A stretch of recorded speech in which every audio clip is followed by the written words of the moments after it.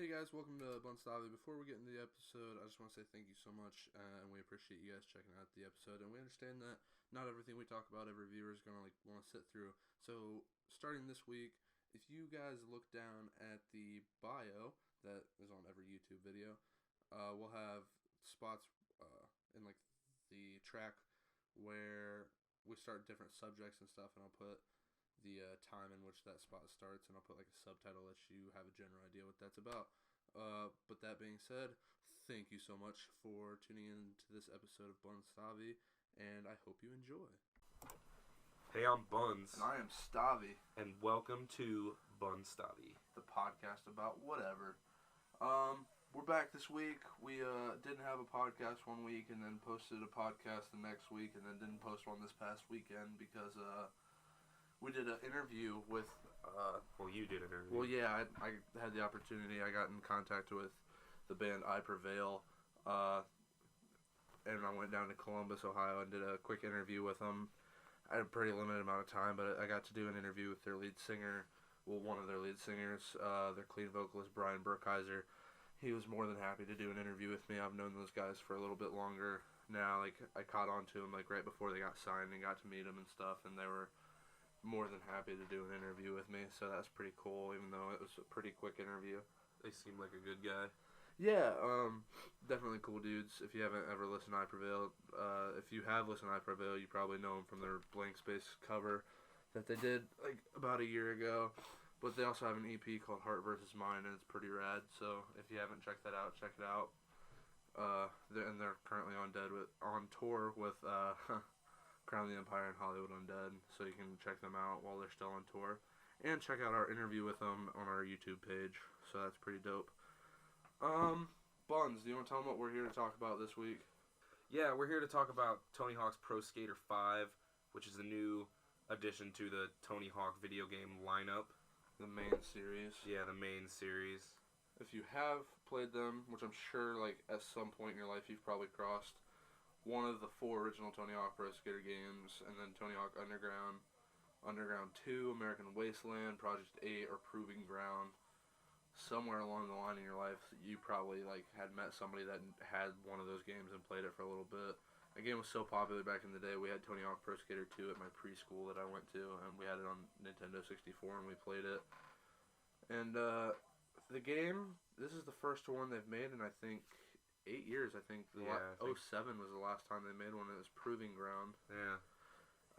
They made a couple like off-series ones called Shred and Ride, where Shred and Ride came with like the controller was like a PlayStation that but like a controller that you like put on the ground, and it was like a skateboard, and you could like stand on it, and it was kind of a fucking shit game. Yeah, it was gimmicky and it's fun for like 15 minutes, but after that it sucks. Yeah, I remember I was really excited, and like I got it for Christmas, and I played it for like 20 minutes, and I was like, fuck this noise. I probably got it for the exact same Christmas you did. My grandma got it for me. Yeah. I was so stoked about it. I still have it. I don't know why I haven't sold it yet. Yeah, well, nobody would want to buy it. That's true. I'm sure there's somebody with the board. You could smash the board. It'd probably be a good time. Sounds like a good BunzStavi like quick episode. Yeah, We'll have to do that sometime. Yeah. But yeah, I was really excited for this game to come out. Like, I was stoked as fuck. How were you stoked when like you heard about this game coming out? I was. I'm more of a fan of the offshoots. I like Underground. American Wasteland is my absolute favorite Tony Hawk game, but I was pretty excited about a new Tony Hawk game coming out. Which one's your favorite? Like, of all the series, like, which? Oh, shit. Probably, like, I think Wasteland was a lot of fun, because that was the first time they really kind of, like, changed the look of it, and it was really, like, the last time they did it, like, really successfully, because, like, Pro Skater 1, 2, 3, and 4, well, I'll go into that here in a minute, but yeah, probably Wasteland was my favorite, and then Underground after that were probably like my top 2. I mean, I liked all of them. I've played the shit out of all of them. I remember the first one I ever got was Pro Skater 4 for the PS2, and I played the shit out of it when I was a kid, and I've been playing it here lately, and it's still like a fun game. Like, it holds up to like this day, like on the PS2, which is pretty tight. Yeah. Wasteland was your favorite? Wasteland is my favorite, and after the review, you want to like go into like why or like before. Yeah, we can talk about it here in a minute. We'll do some comparisons. Okay. I remember, like, I was so stoked for this game to come out. Like, I can't really explain, like, my love for the Tony Hawk games because, like, I'm a chubby kid that was never really good at skateboarding. Yeah. So, like, and I didn't have, like, a ton of money, like, as a kid. So, when I remember I begged my mom for a skateboard. And I'm sure in her mind she was like, you fat fuck, you don't need a skateboard. But, like, she ended up getting me, like, a Walmart skateboard, which are, like, cheap as shit, you know? Like, you hit a pebble and you fly off your board. But I remember I got one, and there's like a parking lot that there's never cars in over by my house, and like I would go skate over there every day, and like I would do like attempted lip tricks on like the little bumper thing that like you pull up to in your car, and I could like get up on it and then like come back down. But like that's about as far as it got with me when it came to skateboarding, and I was all influenced through the Tony Hawk games, and like I watched like when YouTube was still like a new thing, there was like a tutorial by Tony Hawk on how to ollie. And I learned how to do it on carpet, but I could never do it, like, on concrete. I would just always fuck it up. But, from, like, skateboarding games, I think the Tony Hawk series always had, like, great music, and a lot of it was, like, punk music, and I think that kind of, like, probably, like, laid an influence in my brain, like, at early age to get into punk music and stuff. I've thought about that, like, a lot, like, even before BunzStavi, where like I have to think about things like that. Yeah. Just like I've been like, I wonder what brought me to like that type of music, and I got to think, I'm like, I bet it's from playing Tony Hawk all the time when I was a little kid. I think that's probably where it started for me, is I played the shit out of like pro skater games. Plus my dad was always into like the one-hit wonder bands, like back in '01, like American Hi-Fi, and he's really into bowling. My dad's super into Bowling for Soup, which is pretty cool, I guess.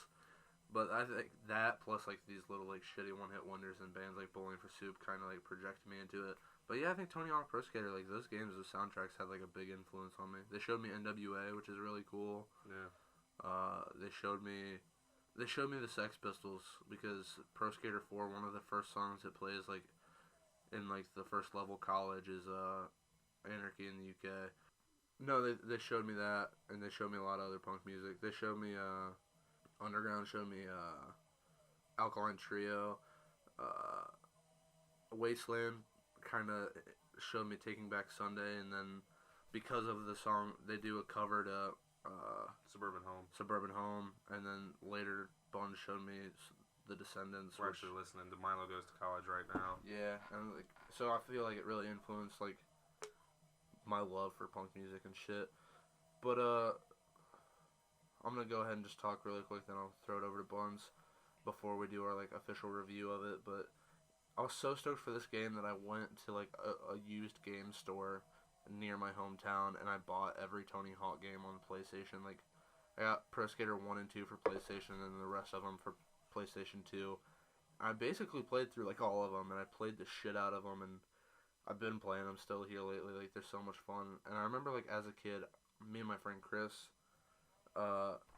played the shit out of like Underground and Wasteland. We just put like the trick attack on like as high as you could go, and like the where like the score, like whoever got to like whatever score first, we put on like the highest one, and we just play for like hours and just like try and beat each other, and just had so much fun doing it. And then Pro Skater 5 came out, but I'll let Bunz tell you about how he feels about Pro Skater 5 before I get into it. I was the first one of the group to play Pro Skater 5. The day it came out, I forget what I was... Oh, it was on a Thursday. It came out on either a Thursday or a Tuesday. I don't remember. A Tuesday. It came out on a Tuesday? Oh, so, okay. Well, it came out on a Tuesday, so I don't have school until like 5 o'clock on Tuesdays. So I was just kind of bumming around the house, and I called the local rental store and asked them if they had it, and it turns out they did, and like nobody rented it, which surprised me.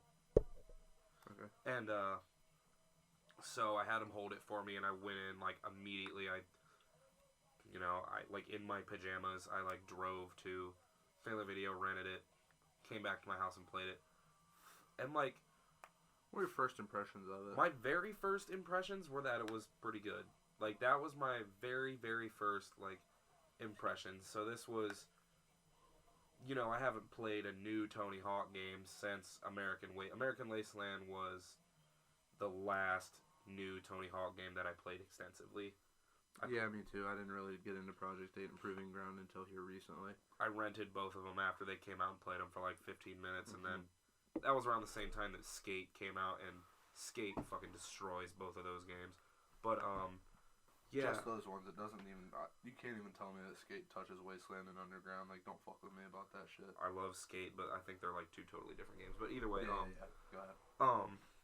Yeah, I was playing it, and, you know... It's the colors of it are really, really nice. Like, I know that a couple of our friends kind of have a problem with, I guess, like, the art style.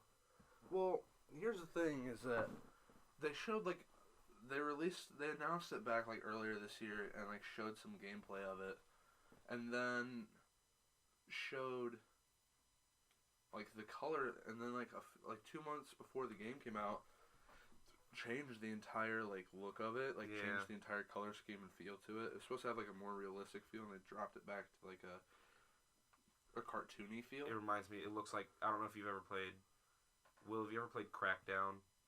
No. If any listeners have ever played the game Crackdown or Crackdown 2, imagine that art style. That's what the new Tony Hawk game looks like. Jamie compared it to, like, a Borderlands type feel. Yeah, it kind of does look like... It's not as... I feel like color-wise, but not, like... Not illustration-wise, but color-wise. Borderlands has, like... Characters have... Well, they have borders. Like, there's a black outline around, like, everything. Yeah, it's not as intense. It looks flat. Yeah. Like, I mean, it looks three-dimensional, but it looks like it was drawn on paper to an extent, kind of. While this is still, like, CG-ish and kind of has, like, a bulky feel to it. Yeah. So I'm kind of a sucker for, like, weird art styles in video games. I'm actually not really a gigantic fan of photorealistic. I never really think it turns out the way that anybody wants it to, but that's just me. And so I liked that. And I thought the soundtrack was, like, alright. It wasn't great, but with PlayStation 4, you can just hook Spotify up and it mutes the music on video games and whatever. So that wasn't a big issue to me. But, yeah, that was my first impression. I'm going to toss it over to Stavi for first impressions for him. My first impression is that the game fucking sucked. Yeah. Like, okay. So, as I said, like, Underground, the first Underground game is, like, one of my favorite Tony Hawk games. And so, Jamie and I, like, made this challenge to each other where, we're going to both put on Underground and we're going to speedrun it, because it's a really short game, like... If you sit through, like, all the cutscenes and everything, it takes a little longer. But literally, you can speedrun this game in, like, 3 hours. 2 hours, even. So we sat down and we were playing it, and I was playing on PS2, he's playing on GameCube, like, side by side in the same room, like, because, you know, there's no internet, like, on PS2, like, there's no, like, real online capability, like, a real one, like, they had tried, but nothing, like, major. So, like, we're in the same room, same TVs in the same room, speedrunning it, and we played that day, like, the day that Pro Skater 5 came out. Neither of us had the money to go rent it, so we just waited for Bunz to, like, get done at work or school or whatever, and he's gonna bring it over. So eventually he brought it over, and, you know, we're like, oh boy, we're gonna play Pro Skater 5, I'm waiting a couple months for this, like, real stoked. Spent $50-something to, like, get, like, all the Tony Hawk games and prep for it and shit. And so, like, we're sitting there playing it, and immediately I'm like, what the fuck did they do to my Tony Hawk? And we're playing as Tony Hawk on, like, the opening level. And I think the first thing we really jumped into before we even started playing is that, like, we were looking at customization options, and the only, like, cool customization option they really offered was, like, part creation. Like, I don't think that there was no character creation. Couldn't create a skater. You couldn't even create a skateboard then. Well, like, I feel like that's, like, one of the defining factors of, like, the Pro Skater series. Like, after starting Pro Skater 2 all the way up, you could make your own skater, own skateboard, on wheels. In the first 2 Pro Skater games, I believe, you could, like, loosen your, like, trucks and stuff. So, like, you could choose, like, if you had to work harder to turn, or if you, like, were freely could, like, move around and stuff. And they kind of took, like, all of that away and, like, made this game just... It didn't even feel like a Tony Hawk game to me. And they tried to drop it back down to, like, the 1, 2, and 3 Pro Skater style, where it's like, here's your goals, now go do it. And while in 4 and up, they kind of, like, gave you, like, you could ride around and, like, find people and then do their goals. And, like, they took it away. Like, I enjoyed that a lot more. Like, the Pro Skater 1 through 3 are excellent, but, like, once you had, like, the options, like, run around and talk to people, and then an Underground where they, like, put a storyline on a Tony Hawk game, I feel like that was, like, where it was at, man. Like, that was cool and, like, different, and, like, of course, like, 1, 2, and 3, it's like, oh, this is new, but, you know, it's, like, 1999. Of course it's new. There's no, like, other successful skating game out, and they kind of brought that into it. And they took away that. They threw it back to like an old school style that had kind of died out, which maybe would like resonated with some fans, but not for me. And it just kind of like the whole game to me just felt shitty. The riding style was dumb. They changed the grind style where like when you would press triangle, like if you played it on PlayStation, you would like smash down to like go onto a rail. In the old ones, you had to like work to grind. Like if you played the game for more than 5 minutes, you figured out how to grind. But in this one, to land, like the point of Tony Hawk games is like you can do combos and shit. Like that's a big part of the game. Yeah. And if you landed it just right, like midair, you could fall onto a rail and like do it. And they made like go ahead. They like took away the like in the old ones, like if you were say you know you're riding down the street on your board and you jump, you had to like jump towards the like the side. If you want to grind on the sidewalk, you've got to jump towards the sidewalk. Whereas this one, you just kind of have to, like, point your camera towards the sidewalk and then hit an ollie, and your guy will basically just lock on to whatever it thinks you want to grind on. Yeah. Even if it's, like, the wrong thing. And the old ones, it would, you would grind on the thing that you were closest to, whereas the new one, it will grind on what the game thinks your camera is pointing at, even if it's, like, 4 feet away. Yeah. Which is pretty stupid. Yeah, after my first impression, I took it over to our buddy Jamie's house, and Will was over there. We started playing it, and I talked it up like a little bit. I was like, you know, it's not great, but it's not bad. And we started playing it, and the other two guys, like, kind of started to, like, point out, like, some shittiness to it. And I was just like, wow, they're actually right. This game fucking sucks. And then, like, I took it home and played it the next day, and I played it for like 5 minutes, and I realized this is shit. This is not fun at all. And I reached the second level, and I couldn't play it anymore. I took it back, and I'll probably never play the game again. Well, here's the thing: is it's like a, you know, they like made it like a big hype launch and stuff. And they're like, oh, here's a $60 game, but then it's like, it's a $20 game at best. At best. You could run this game, like, if they tone down the graphics a bit, you run this shit as a mobile game. Yeah. It's so simple. Oh, yeah. Oh, yeah. And they're like, $60, I would never, ever play. I might wait. The only reason I would get this game is because I have all the other main series Tony Hawk games now, and I would want to just, like, complete that collection.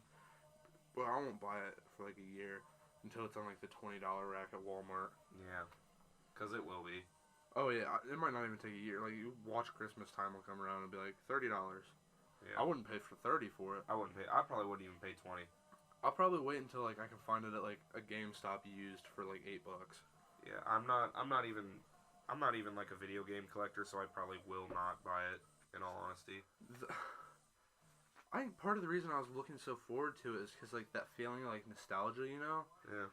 It's like when you get older and they redo something, if they redo it right, it just feels like really good. Like, a good example of that would be like, if you're like a really big fan of Jurassic Park, like Jurassic Park 1 and 2 are like good, then they kind of left you shitty for like a long time with 3, and then you got Jurassic World, which wasn't as good as the first one. It's not as good as the first one, but it holds up and it's better than Jurassic Park 3, and it's like, oh, here you go, like, this is your redemption, this is what you get for, like, this is kind of like an apology for the last one, but, like, you're like, oh, man, it's like a childlike wonder all over again, you get to, like, experience that and shit.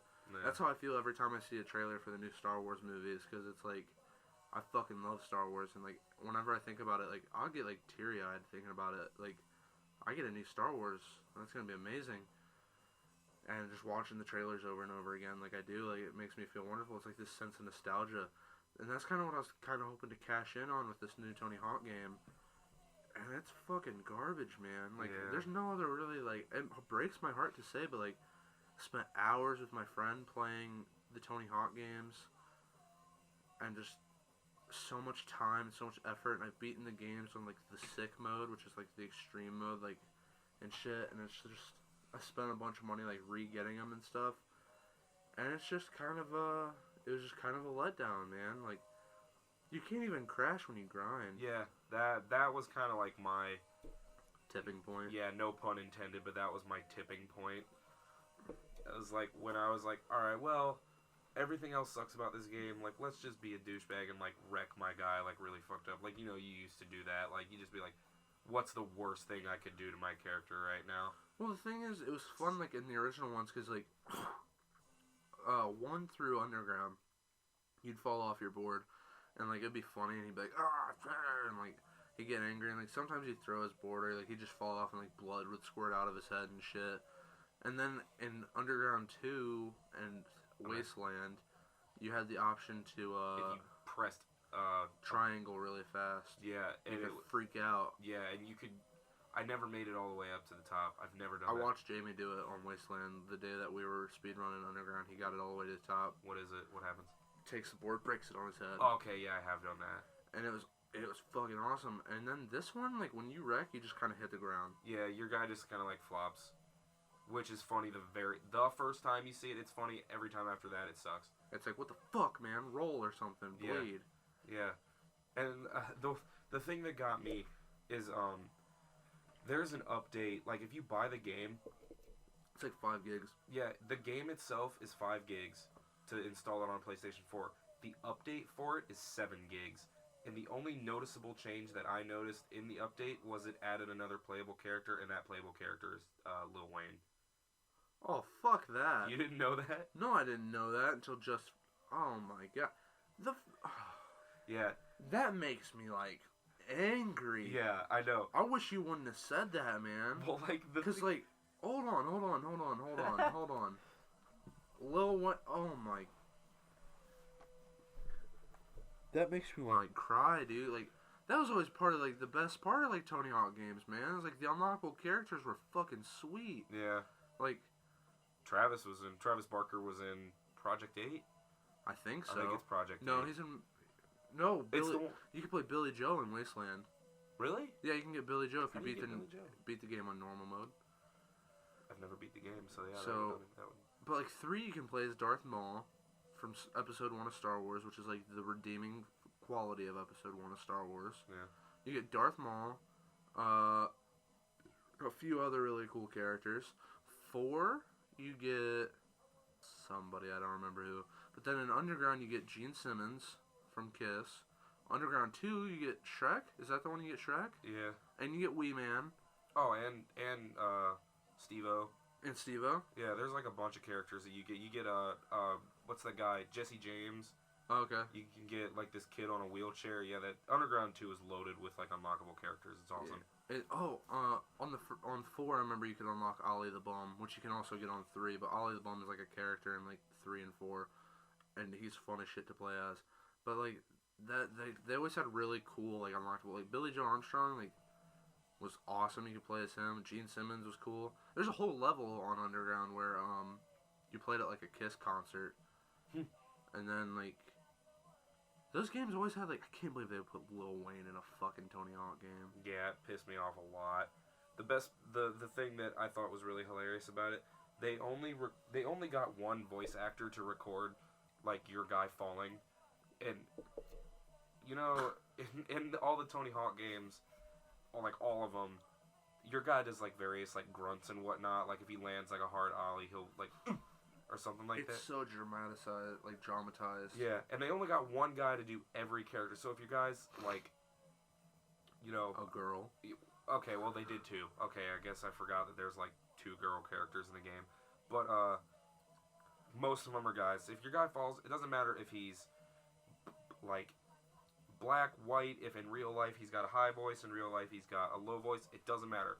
The only thing that happens... It's just the same grunt throughout. It's just... Which... And it's so overused. Yeah, and when Lil Wayne falls, I don't imagine he goes...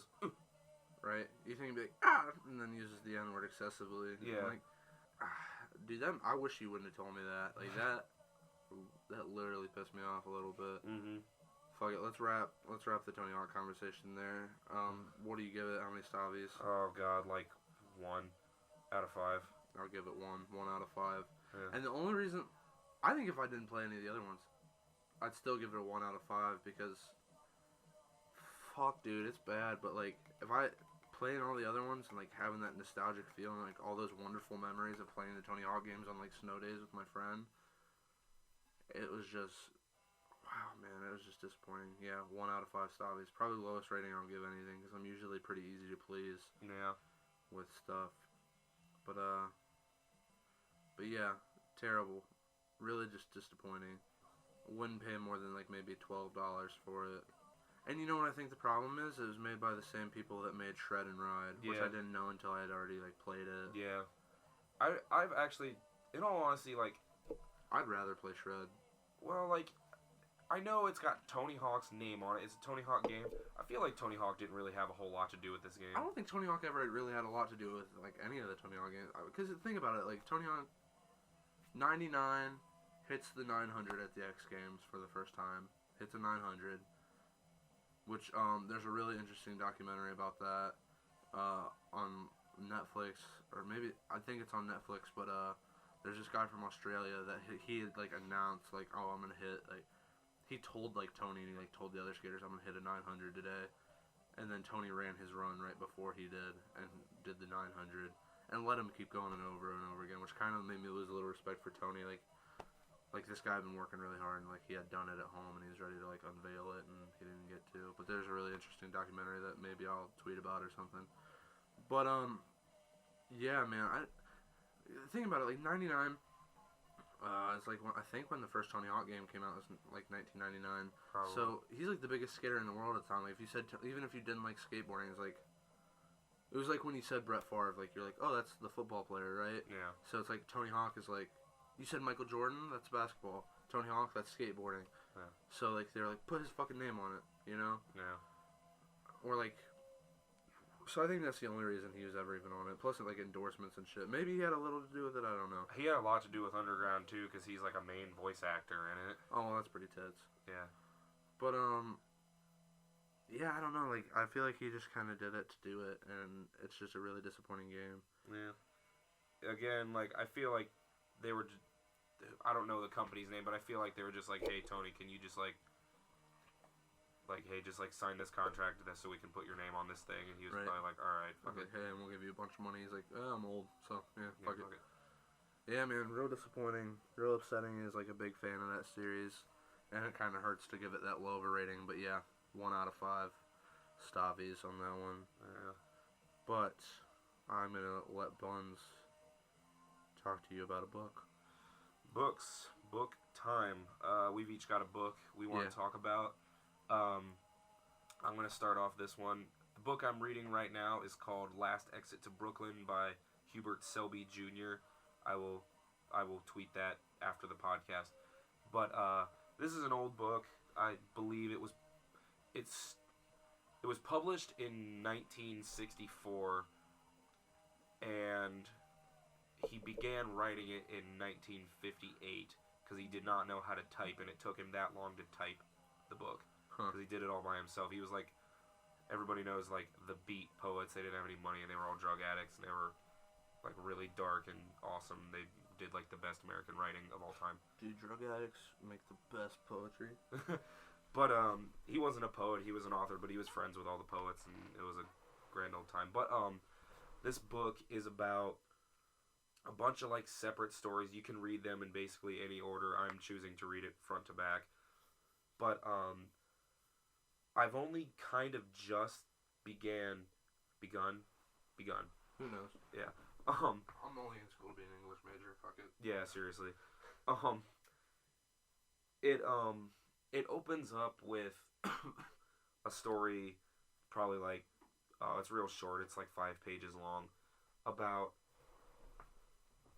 these kids, and they ended up getting into like a fight outside of a diner with some like off-duty military personnel people, and then it goes straight into this other story called The Queen is Dead, which is what I'm on right now, and it kind of shocked me because of how old this book is and how intolerant society was to Racial slurs?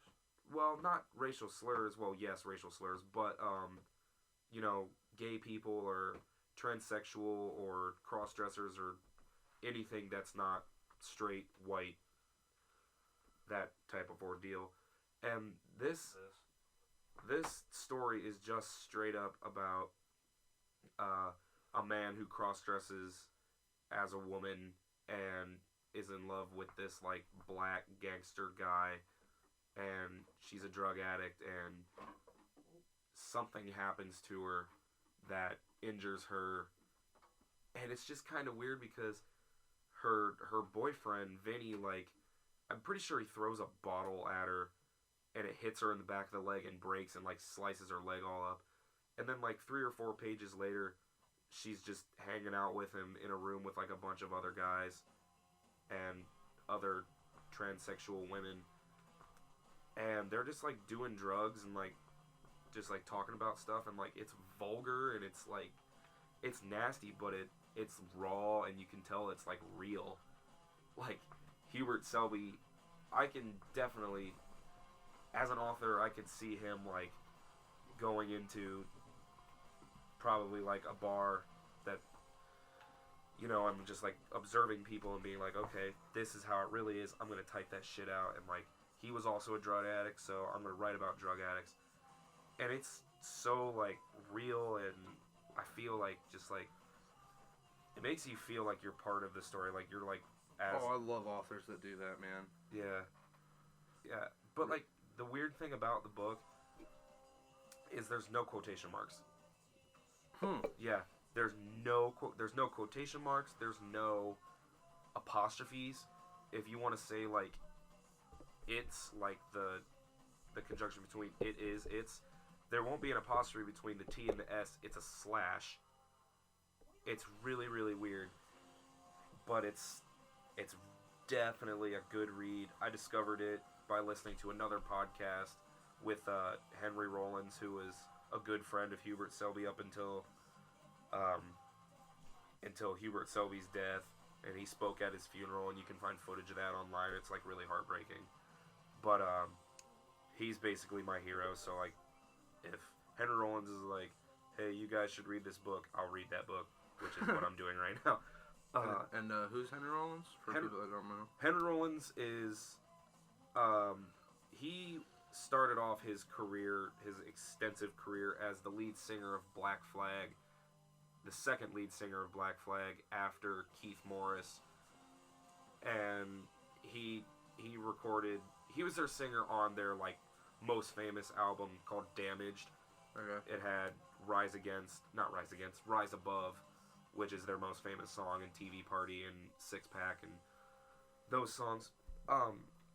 Then after Black Flag, he went out and did a few other things. He was in a couple other bands. He wrote a few books. Actor. He's like a pretty good actor. He's in Wrong Turn 2. It's not like an amazing horror movie, but it's like a fun watch. Wears many hats, you could say. Yeah, does a lot of he different does things. a lot of stuff. Most recently, he had, I don't know if it's still on, but he had a TV show on the History Channel called 10 Things You Didn't Know. That was a good one. But, you know, he's a rock star, but he's also extremely like well educated. He's best friends with Ian MacKaye from Minor Threat. They're like best buds, which I think is pretty badass. But yeah, I mean, he's like, I look up to him probably more than like anybody else, so that's why I'm reading this book, and I'm giving that my recommendation. Right on. I'm gonna toss it over to Stavi here. As you know, if you've listened to the other podcasts, if you're like one of those 29 people, thank you so much.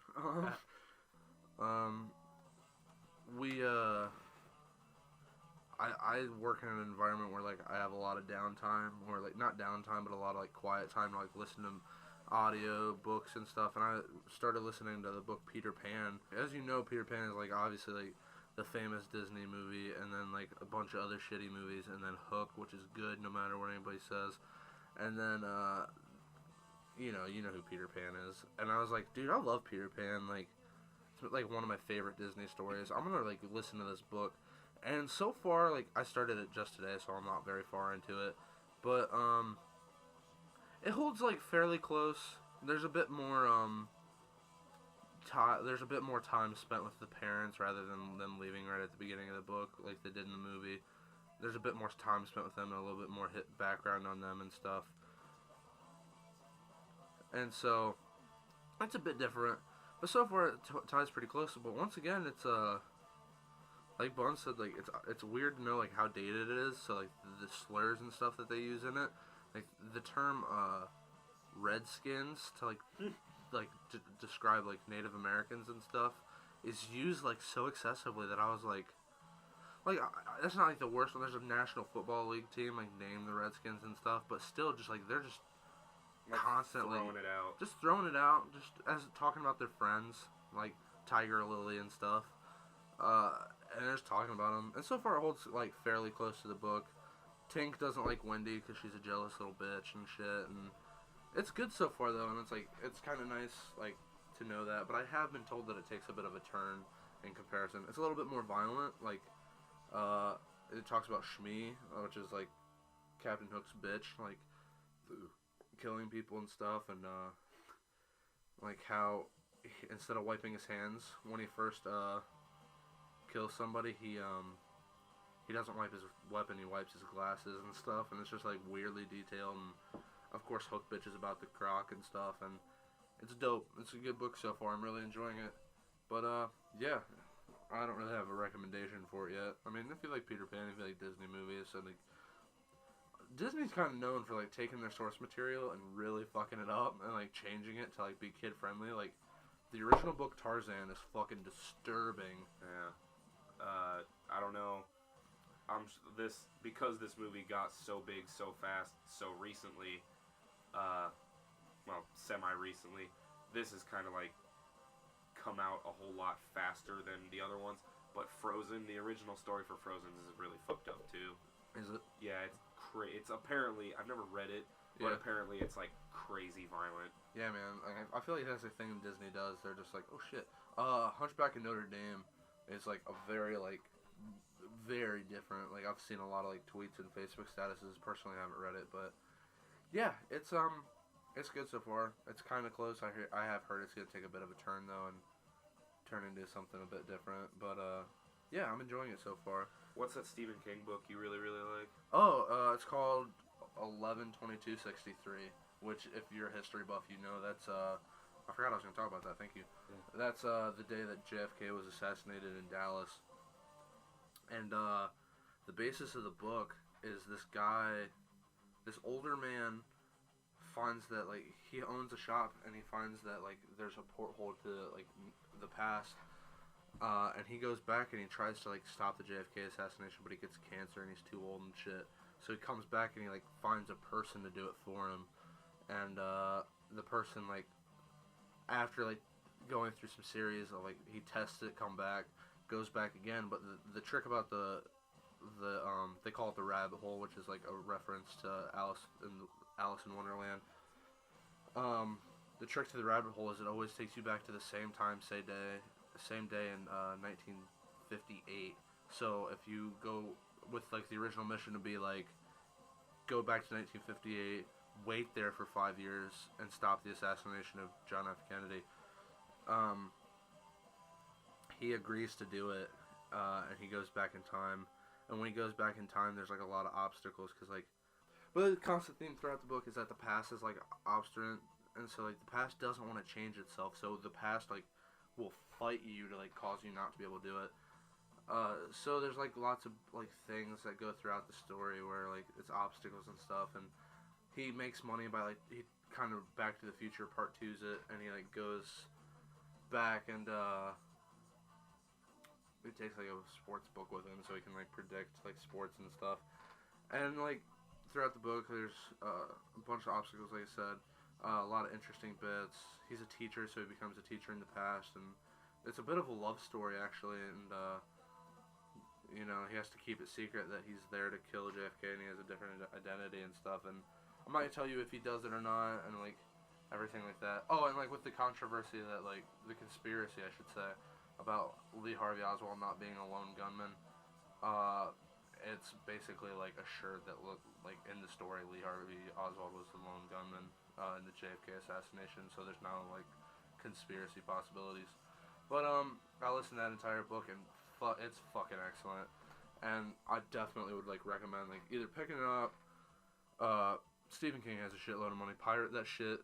Do something, man. Like fucking read that story because next year it's gonna be a mini series on Hulu starring James Franco. Oh, it's gonna be on Hulu. Yeah, so I'll be getting Hulu. Alright, well I'll be at your house. Yeah, so it's gonna be. I'm not canceling HBO Go for Hulu. I feel you, but I'll be getting that, and we'll be talking about that a lot. I'm trying to make Buns read it, but he's being real fucky about it. I'm reading another book. I don't care. But yeah, pick that up, do something. If you get the audiobook version, if you listen to it, it takes like 30 hours, which kind of sucks. But at the end of it, there's like an afterword by Stephen King where he like explains his theory of how JFK was assassinated, which is actually kind of interesting. But yeah, that's my recommends. It's good. It's a good book. I definitely recommend it. And if like you're a fan of It, there's a lot of It references in it, which is pretty cool. But yeah, that's all I gotta say about books. Stephen King, I want to add like one more. I've got another thing, just like one more thing to add on talking about Stephen King. The Mist. Have you ever read The Mist? No, I've seen the movie. Okay. I've read the book and seen the movie. I'm going to talk about that a little bit. The endings of both of them more specifically. So spoiler alert for both the book and the movie. If you haven't seen the movie by now, chances are you're probably not going to. Because it's a very popular movie. And the book is not very exciting. That's a lie. It's fucking great. But, fun fact about the book and versus the movie. Everybody knows the ending of the movie. The dad and the son and like 3 survivors get in the car and they run out of gas, and there's 5 people and 4 bullets. So he chooses to kill his own son and then the 3 other survivors, I don't remember who they are. And then the dad gets out of the car and he's like screaming into the mist like, "Come on, take me, you fucking bastards," or whatever he says. And then it's like, 30 seconds after he just got done shooting his own kid in the face, the military rolls in and is like, "Oh, by the way, we got rid of all the monsters and there's a shit ton of survivors here, including everybody that you just left back at the store." Shit. And it's like one of the worst endings ever, I think. Stephen King loves it. But fun thing is, in the book has a very happier ending. In case you didn't know, I just think it's kind of cool. In the ending of the book, the dad gets out with the son and 3 survivors, and it's just got kind of an open-ended ending. They don't die. They just keep going. And I think the last sentence of the book is the dad, just kind of meaninglessly just scrolling through radio channels in his car, and he thinks that he hears a word. He thinks that he hears a city, like a person saying a city, and then it goes to static again. Which I like the book ending a whole lot more than the movie. But yeah, just a little fun Stephen King thing.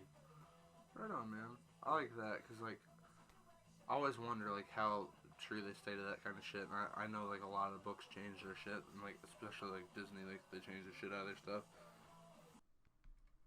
Hey guys, what's up? This is Stavi. Thank you so much for checking out this episode of BunzStavi. Sorry to interrupt, but I just want to let you know that you can like us on Facebook and follow us on Twitter and Instagram. Our Twitter is @BunzStavi and our Instagram is @BunzStaviMedia. You can also find us on YouTube and give us a subscription, comment, and let us know how shitty we are or how great we are, and then we'll probably talk back to you and we can socialize about the episodes and socialize about whatever you guys want to talk about. Also, we have a Tumblr page where we write reviews of shows that we see, movies that we see, and other shit that we feel about writing. Thank you so much again for checking out this episode. Give us a like, subscribe, tweet, Facebook, poke. I don't know. I don't give a shit. But thank you so much for checking out this episode. Now, let's get back. Before we wrap up and before we go into our last topics, my last topic anyway, did you hear about Playboy? No, I did not hear about Playboy. Playboy announced today. I'm not really a general reader of Playboy. I'll read it for the articles. Okay, so Playboy kind of said today that they're gonna quit posting nude photos in their magazine. Yeah, like all nude. Like I think they're gonna pull it back to like a Maxim. So it's like bikinis and stuff. Yeah. I think they're gonna kind of cut out the reasoning is because, free porn is like a click away now. So it's kind of just it's pointless for them to keep what's the appeal, Yeah, I guess. Well, I've never, in all honesty, I've only ever seen like one physical copy of Playboy like in my whole life. I've never like seeked out a Playboy. To tell you the truth, like everybody has. I think like my dad had like an old copy in like a stash of like old shit one time that I saw, and obviously you look at it or whatever, but like I did like read an articles, an interview. I think it was like a late '90s one or whatever. And the thing that I thought, thinking back on it now, that I think is kind of funny. Whoever wrote the article was like crazy good at writing. You know what's fucked up? What? Is like Playboy, like honestly, I don't fucking read it for the articles. I want to look at titties. But they write good ass articles. Yeah, I've heard. Like, their writers for Playboy are great. Yeah. Like, a guy used to work for him named Mark Bernardin. He does Fat Man on Batman with Kevin Smith.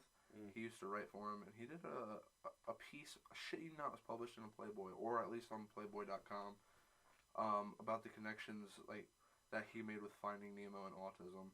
What? And it's, oh my god, it's fucking beautiful. It's a great read. He has a daughter with autism, and she was never really captured by like film or anything.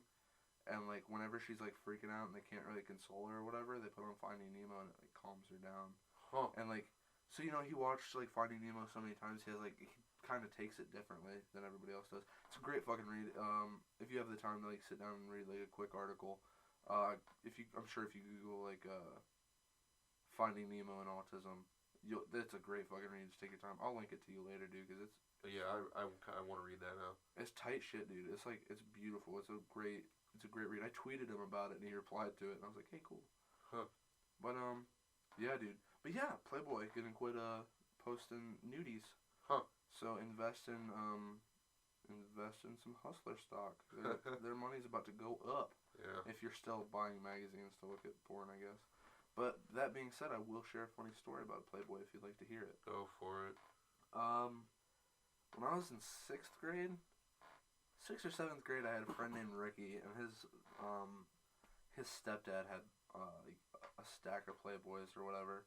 So like one day, he's like, "Hey man," like we're like in middle school, so we're like just dumb as shit. He's like, "Man, you want a Playboy?" And I was like, "Fuck yeah!" Like I didn't have access to like the internet in my room or anything yet. I had like no way to like look at that kind of stuff, and like being a curious young boy, I like looked into it, and like I was like, "Oh my god, this is incredible! This is so cool!" Like, yeah, as any like 13-year-old would, like seeing that stuff for the first time, and I tried to give it back to him. He's like, "No, you keep it." And I was like, "Oh shit, all right."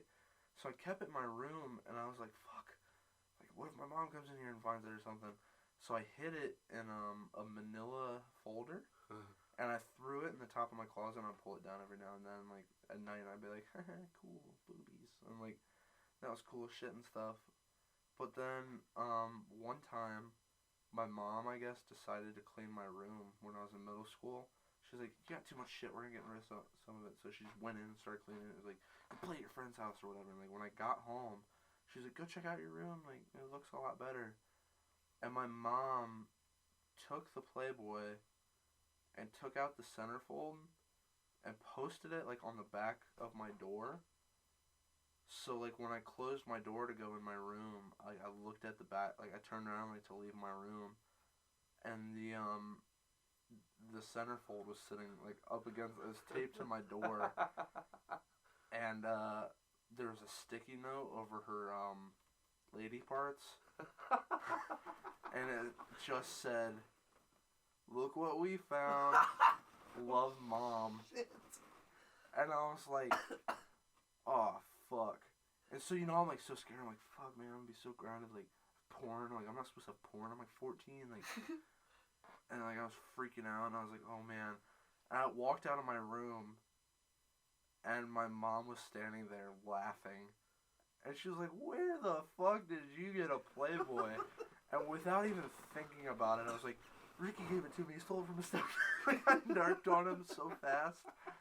And it was hilarious. And that was like, whenever like somebody brings up a Playboy, I'm like, huh, that's funny. And like, I shared that on Facebook. And I haven't talked to Ricky in like, in person, I haven't talked to him in years. I messaged him on Facebook once, but like, I haven't talked to him in years. And I shared it on my Facebook. And I was like, the fun of hiding Playboys from your parents is gone now that there's no nudies.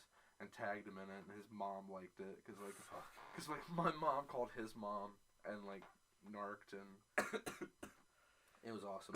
The closest thing, I told this story to like everybody because I personally think it's hilarious. It was not hilarious at the time, but I think it's funny as hell now. Closest thing that I've ever come to that was, you know, it's a pretty general story that like, you know, a young boy hides their porn and their mom finds porn. I don't really know how to word this without making me sound like a piece of shit, but my mom didn't find my porn. Yeah, she didn't find my porn. She found I love this story. She found porn that I had sold to a kid at the fair that I knew. I didn't have any money at the fair, and I really wanted deep-fried Oreos. Like, that's all I wanted. I came to the fair to get deep-fried Oreos, and I did not have enough money to buy deep-fried Oreos. They were like $4. I had $2. And so I was looking around, like, desperately for a person to loan me $2. Yeah. And I finally found this kid that I knew who was, like, I forget, I think he was, like, the grade below me, and I was, like, a freshman at the time. It was right after Bad Teacher came out. This is how like long ago this has been. Okay. It was because I remember pirating Bad Teacher at the same time as this, like on like at the same. It was in my queue at the same time. So I said, "Dude, can you loan me $2?" And he said, "No, but I'll give you $2 if you do something for me." And I said, "What?" He's like, "You know how to pirate shit, right?" Because I'd pirate movies all the time back then. He's like, "Get me Girls Gone Wild, and I will buy you deep-fried Oreos." Like, not only will he give me $2, he'll give me the $4 to buy deep-fried Oreos, so I won't even have to spend my $2. And I said, hell yeah, man, deal. So he bought me deep-fried Oreos. What kind of, like, 8th grader doesn't know how to pirate something? I don't know, which is hilarious, because this kid is, like, better at pirating shit than I am. Now? Like, this kid could download, like... Well, yeah, you gave him Girls Gone Wild, and he was like, "I'm hooked. I gotta learn to pirate." And then like he just started doing it all the time, I'd assume. Well, like no. Now that I think about it, the kid was a grade above me. What the fuck? All right, whatever. Yeah, now that I think about it, the kid was a grade above me. Okay. Either way, it's like 2011. Everybody should know how to do it. This pisses me off. But go ahead. Well, anyways, okay. So I was like, hell yeah, man. So he gave me the money. I bought the deep fried Oreos. I enjoyed the deep fried Oreos.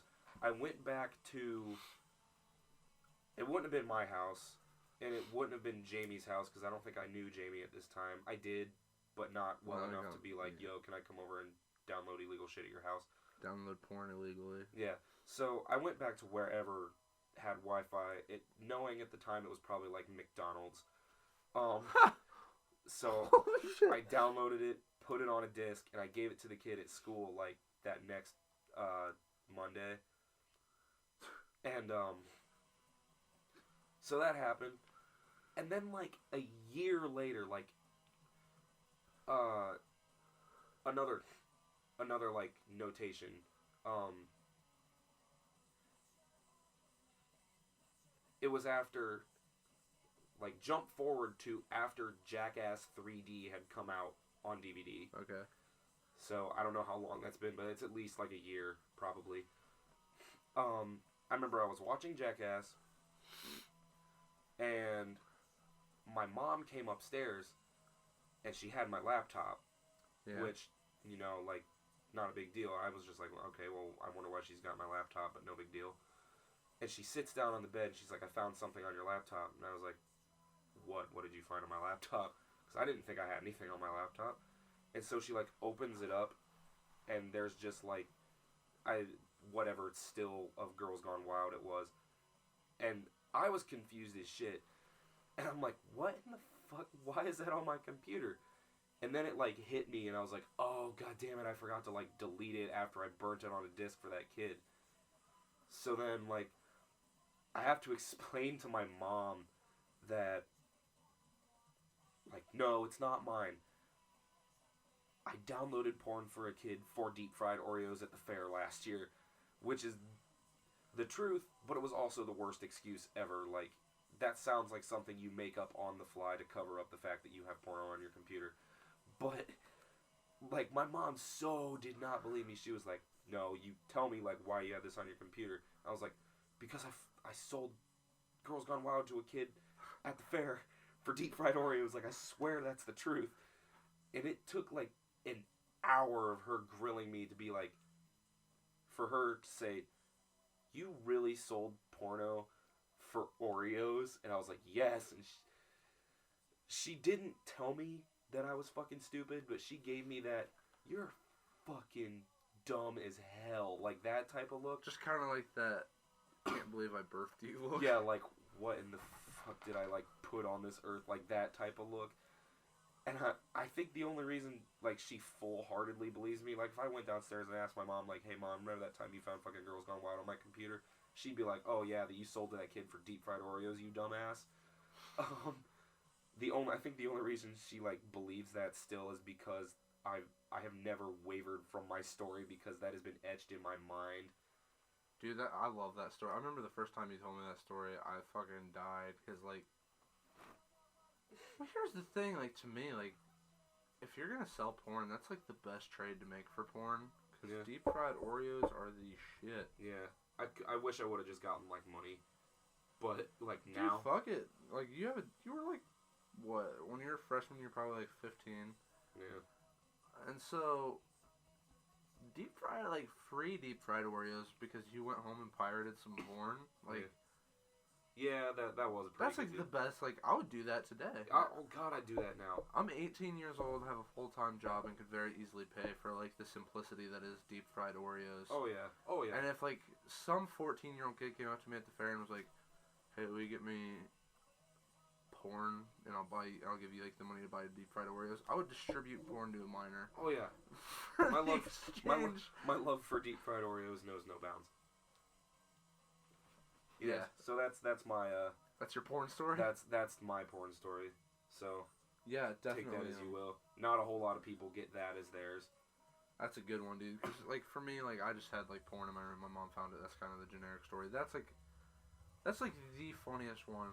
Cause if you don't know Buns, cause I'm sure you probably don't. Buns is just kind of like, nah, it's just porn. Yeah, it doesn't really faze me a whole lot. It's just, that's funny to me though, dude. That's a good story. I always find that story funny. Like, I never, like, have ever, like, Buns started telling that story, and I was like, oh, this story again. I'm always like, oh, fuck, this story again. Cool. So, yeah, porn. Yeah. But, I think I got one last thing, and it's actually kind of educational. As you may know, it is October, and October is often known as spooky season because we have the magical, wonderful, scary, haunting, bedwetting, changing the sheets, sleeping with your parents, watching heads turn, slasher movies, fucking other adjectives to describe this wonderful event that is trick-or-treating, Halloween, pumpkin fucking shit. I don't know, dude, but fucking Halloween is this month, so we got spooky season on our hands. Well, yeah, we do. And in the celebration of spooky season, of course, I have been doing things like I watched the entire Scream series the other day. We watched the first 2 Halloween movies over at Jamie's house one day. We're doing another thing. We're going to do like a special like Halloween podcast coming up here pretty soon. But since it's not officially Halloween yet, I thought I would just kind of slip in some spoopy shit real fast. And I was going to talk to you guys about some spoopy science. Because if there's 2 things I've learned from being out of high school but not going into college quite yet, it's that sitting at high school and learning things wasn't so bad because at least you got to learn some shit. And it's harder to find new things like that are interesting once you graduate high school because there's nobody like forcing it at you all the time. But recently, I found a podcast and they were talking about the idea of fear and how like the brain works with fear and stuff. And the podcast called Invisibilia, and it's produced by NPR, and it's fascinating. It's got invisibility because it's the invisible ways that your like mind just does things without like you actually like recognizing like, oh, like that's why I do that. Like the reason you think about things you do is one of the episodes. The feelings are like one of the episodes, and one of the episodes is about the idea of fear. And in part of the episode, they talk about what I'm going to talk about, and I'm going to go ahead and get into that. And it's Buns. Have you ever heard of Shrek stuff? Shrek stuff? Yeah. No, I have not. It's German for scary stuff, basically. Huh. If you didn't know. And it's the idea that fear can be smelled as like a pheromone, and like transferred to like other humans. Like if I were like scared shitless, and like I was so scared I was sweating, and I walked by, you'd be like, that dude's scared, like, or like I'm kind of scared now because like his smell transferred to me and triggered in my brain the feeling of fear. So it's called Shrek stuff. It has an official name that I can't remember, but like it's called Shrek stuff, and it's like the study of fear, and if it could be sent as a pheromone. And it's been proven to be used, like, that mammals use it, like, deer will use it to, like, if there's a hunter and they hear a gunshot and they're, like, running off, and, like, they run far enough where a deer might not have heard that gunshot, they're like, shit, that deer's scared, maybe I should be scared.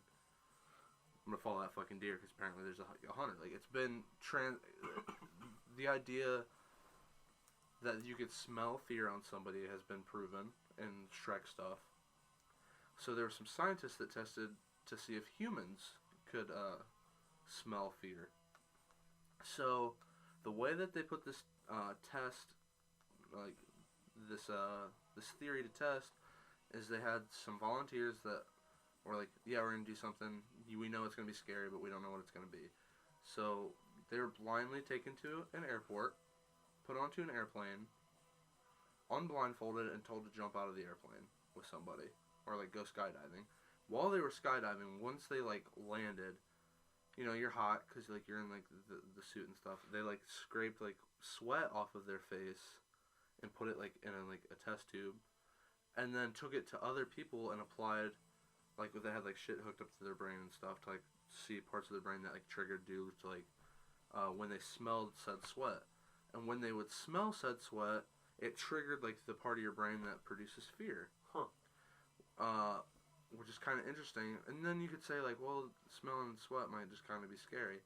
They took the same applicants that jumped out of the airplane, had them just, like, do regular exercise, like running on a treadmill, and collected their sweat. And then had the same patients that smelled the sweat originally, like the same patients that jumped out of the airplane, were collected again from a different kind of sweat. And that different kind of sweat, when smelled, did not trigger, like, the fear receptor in your brain. That's pretty cool. Yeah. So, of course, it's not, like, proven scientific fact yet, but, like, there's enough proof to be, like, that shit. Like, you can smell fear. Like, if you, like, walk by somebody and they're like, what the fuck is that? It's like, and you get kind of scared, the smell of fear is, like, transferable through your sweat, which I found, like, fucking fascinating. That's and I was like, cool. That's kind of spoopy. That's science, too, so science is always kind of fun. Like, I don't know about you, like, you're in college already, but, like, I haven't gone into that part of, like, life yet. And just, finding that out, like, I forgot how much I enjoyed, like, learning about science. I've been listening to a lot of, like, science podcasts since I figured that out. But I just kind of figured, like, it's spoopy season, so might as well share a little bit of scary science, which this one has to tell you about some fear stuff. Cool. I think that's all I got to talk about. You got anything else for this week, Buns? No, not really. Alright, well, in that case, I am Stavi. I am Buns. And I want to believe.